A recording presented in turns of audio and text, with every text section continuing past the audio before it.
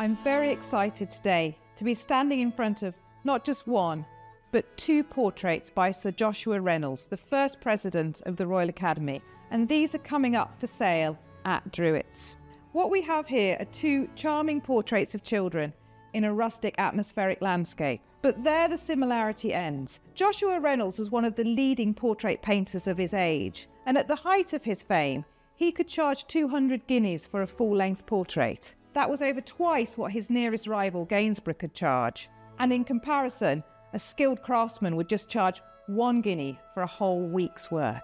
This first picture of Thomas Pelham sits firmly within his aristocratic portrait painter. If we look at the details in the picture, we can see the great fluidity of paint in the bows and the way the hat is painted as a prop, and the interaction between the little boy and his dog.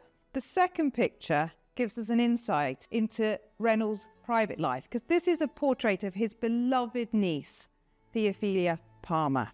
This was painted when she was about 11, and what's important about this picture is that it's the precursor for one of his most celebrated works, The Strawberry Girl.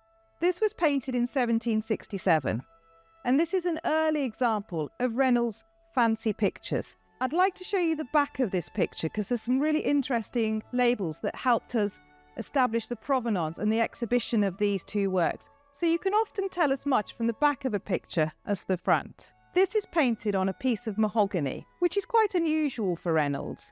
You can see very faintly here is a stencil stock number, and this allowed us to check up the provenance and the history of the picture. There's another label here that points to the collection that it was in. And finally, we have the exhibition label when it was last seen in public at the Royal Academy in 1896. For more information on both these pictures and the sale, head to the link in our bio.